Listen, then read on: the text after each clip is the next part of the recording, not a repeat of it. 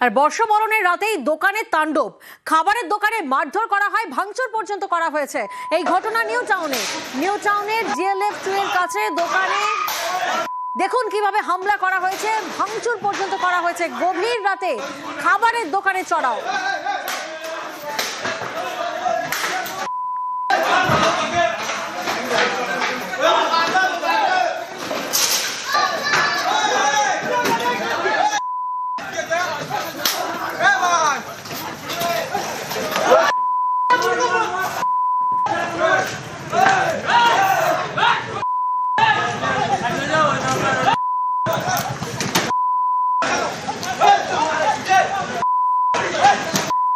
যে ছবি এই মুহূর্তে আপনারা দেখছেন, নিউ টাউনের ডিএলএফ 2 কাছে দোকানে আচমকায় হামলা, মারধর, ভাঙচুর।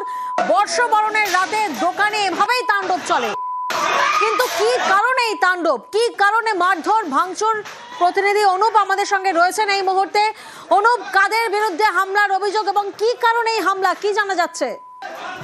দেখো, নিউটন যে বর্ষবরণের রাতে সেখানে কিন্তু খাবারের দোকানে ঢুকে কিন্তু মারধর এবং তাণ্ডবের যে ছবি একেবারে প্রকাশ, এবং এলাকারই কয়েকজন যুবকের বিরুদ্ধে এই অভিযোগ উঠছে। কারণ বর্ষবরণের রাতে, গভীর রাতে কয়েকজন যুবক তারা এই দোকানে যায় এবং বলে একটু খাবারের দাবি করে, কিন্তু দোকানদার জানায় যে সে দোকানে সেরকম খাবার নেই। তার পরবর্তী ক্ষেত্রে কিন্তু বেধড়ক ভাবে মারধর করা হয়, এমনটা অভিযোগ করা হচ্ছে।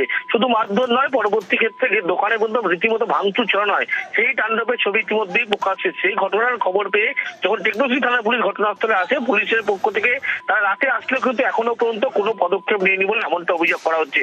যদিও পুলিশের পক্ষ থেকে বলা হচ্ছে সবাইকে চিহ্নিতকরণের কাজ চলছে, এই ঘটনায় গ্রেপ্তার হবে এমনটা পুলিশের পক্ষ থেকে আশ্বস্ত করা হচ্ছে। বেশ, বাড়ির জন্য খাবার নিতে এসেছিলাম, এসে দেখি দোকানদার গুটিয়ে দিয়েছে দোকান। 3-4টে ছেলে ছিল, বললো ডিম তরকা ওদের করে দিতে হবে। দোকানদার বলছে আমি দোকান গুটিয়ে দিয়েছি, এখন ভেজ তরকা দিতে পারবো, তাও ওই ভাটিতে গরম করে। এবং করতে করতে এবার বলছে তাই দোকান খুলে রেখেছিস কেন, কোন সাহসে খুলে রেখেছিস, বন্ধ কর বলে ওই দোকানদারে ধাক্কা মেরেছে। আমি বলছি দাদা মারছো কেন, বলেছি বলে আমাকে এবার ধরে ফেলে দিয়েছে। তোমার কোথায় কোথায় লেগেছে? এই জায়গাটায় কেউ ঘুষি মেরেছে, এইটুকু জানি। আর মাথায় যখন মেরেছে আমার তখন আমি আর বুঝতে পারিনি কে হয়েছে।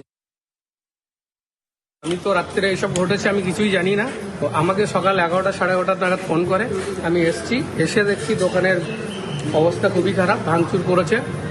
তো আমি ওদেরকে জিজ্ঞেস করাতে কে ভেঙেছে কি বৃত্তান্ত, তো ওরা আমাকে বললো যে কালোর ছেলেপিলেরা ভাঙচুর করেছে। আমি কথা বলতে রীতিমতো আমাকেও ধমকি দিচ্ছে।